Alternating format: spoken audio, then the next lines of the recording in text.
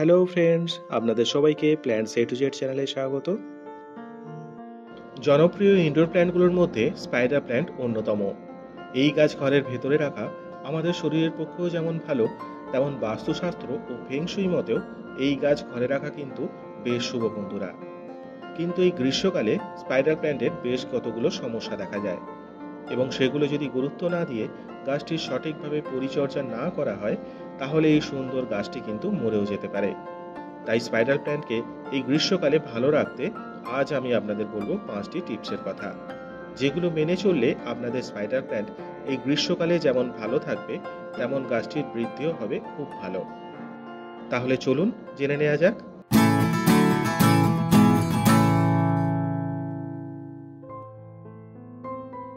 গ্রীষ্মকালে বাইরের তাপমাত্রা যদি 35 থেকে 40 ডিগ্রি সেলসিয়াসের ওপরে চলে যায়, তাহলে অবশ্যই স্পাইডার প্ল্যান্টকে ছাওয়াতে এবং একটু ঠান্ডা জায়গায় রাখুন। সরাসরি সূর্যের আলো যেন কোনোভাবেই এই গাছের পাতায় না পড়ে, এবং বাইরের গরম হাওয়া যেন এই গাছে না লাগে, সেটাও লক্ষ্য রাখবেন বন্ধুরা। কারণ সরাসরি সূর্যের আলো এবং গ্রীষ্মের গরম বাতাস এই গাছের পাতাকে পুড়িয়ে দেয়। তখন পাতাগুলো পুড়ে গিয়ে এই রকম বাদামি হয়ে যাবে। তাই আগে থেকেই এই গাছকে এমন জায়গায় রাখুন যেখানে গাছটিতে সরাসরি সূর্যের আলো লাগবে না, এবং জায়গাটির তাপমাত্রাও বাইরের তাপমাত্রার থেকে কম হবে। স্পাইডার প্ল্যান্ট ময়েশ্চার বা জলীয় বাষ্পযুক্ত বাতাস একটু বেশি পছন্দ করে। তাই গ্রীষ্মকালে আপনি হয়তো এমন জায়গায় আছেন যেখানে বাতাস খুব শুকনো এবং গরম। তখন কিন্তু এই গাছের পাতা হলুদ হয়ে যাবে আস্তে আস্তে। তার জন্য এই গাছে মাঝে মাঝে জলে স্প্রে করে এর পাতাগুলোকে ভিজিয়ে দেবেন এইভাবে। সাথে টবের ওপর এইভাবে নুড়ি অথবা নারকেল ছোবড়ার কুচি দিয়ে রাখতে পারেন। এতে গাছটির চারপাশের ময়েশ্চার লেভেলটা বাড়ে, তেমন টবের মাটিও ঠান্ডা থাকে, আর তখন দেখবেন এই গাছের পাতা আর হলুদ হয়ে যাচ্ছে না এইভাবে, বরং আপনার গাছের পাতাগুলো আরো সবুজ এবং উজ্জ্বল হয়ে উঠছে। তবে এই স্পাইডার প্ল্যান্টের কিভাবে পরিচর্যা করবেন এবং কিভাবে একটি গাছ থেকে আরো অনেকগুলো গাছ বানাবেন, তার জন্য আমার এই ভিডিওটি আপনারা দেখতে পারেন, জানতে পারবেন আরো ডিটেলসে। প্রতিবার জল দেওয়ার আগে এই গাছের মাটি অবশ্যই চেক করে নেবেন ভিজে আছে কিনা।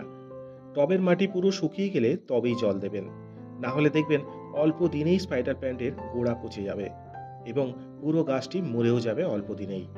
কারণ গ্রীষ্মকালে বাতাসে জলীয় বাষ্প এমনিতেই বেশি থাকে, আর কোনোদিন হঠাৎ ঝড় বৃষ্টির কারণে তাপমাত্রা তারতম্য হতেই পারে, আর তখন টবের মাটি শুকনো হতে কিন্তু বেশ সময় লাগবে।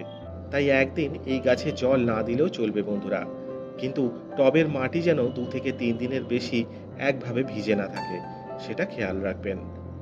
জল বেশি দেওয়া হয়ে গেলে অনেক সময় দেখবেন এই গাছের পাতার ডগাগুলো এই রকম বাদামি হতে শুরু করবে, এবং আস্তে আস্তে পুরো পাতাটাই এই রকম বাদামি হয়ে ঝরে পড়বে কয়েকদিন পরেই।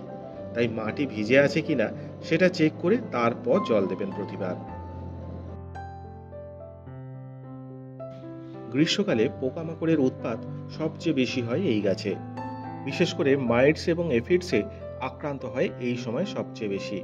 দেখবেন পাতাগুলো সবুজ থেকে ফ্যাকাশে হয়ে যাচ্ছে, নয়তো কুঁকড়ে যাচ্ছে, অনেক সময় আবার এই রকম হলুদ হয়ে শুকিয়েও যায়।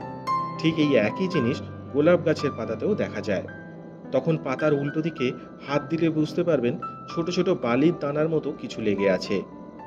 এর জন্য খুব সকালের দিকে 1 লিটার ঠান্ডা জলে 2 ml কাকা পেস্টিসাইড গুলে নিয়ে স্প্রে করবেন সব পাতাগুলো নিচের দিকে এবং ওপরের দিকেও।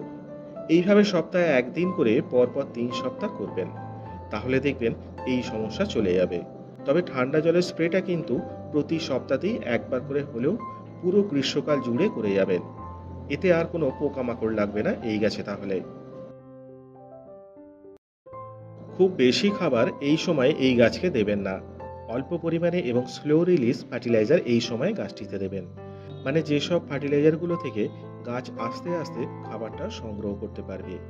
যেমন বায়োডিএপির 8 থেকে 10টি করে দানা দিতে পারেন, অথবা সর্ষের খোল গুঁড়ো এবং নিম খোল গুঁড়ো একসাথে মিশিয়ে রাখতে পারেন, যেটা প্রতি মাসে একবার হাফ চামচ করে টবের মাটি একটু খুশে নিয়ে চারপাশ দিয়ে দেবেন। এতেও এই স্পাইডার প্ল্যান্ট খুব ভালো থাকে দেখেছি। তবে খোল পচা, কলার খোসা পচানো জল বা এই ধরনের পচানো কোনো খাবার এই সময় এই গাছে দেবেন না, তাহলে ফাঙ্গাস লাগতে পারে। এবং পোকামাকড়ের উৎপাতও আরও বেড়ে যাবে এই গাছে। তাই এই সব খাবার এই সময় এবং বর্ষার সময় না দেওয়াই ভালো এই গাছে। এছাড়া আপনারা সিউইড ফার্টিলাইজারের 6 থেকে 8টি করে দানা এবং এনপিকে 10-10-10ও আপনারা দিতে পারেন মাসে একবার করে অল্টারনেটিভলি। এই ছিল স্পাইডার প্ল্যান্টকে নিয়ে এই গ্রীষ্মকালে ভালো রাখার 5টি টিপস বন্ধুরা। এগুলো মেনে চললে দেখবেন আপনার গাছ এই গরমেও যেমন ভালো থাকবে, তেমন আপনার ঘরকে এর সবুজ পাতায় আরও সুন্দর করে তুলবে। তাহলে আজ ভিডিওটি এখানেই শেষ করছি। সকলে ভালো থাকবেন, সুস্থ থাকবেন। আর যদি ভিডিওটি ভালো লেগে থাকে তাহলে please like, comment, share and please subscribe my channel.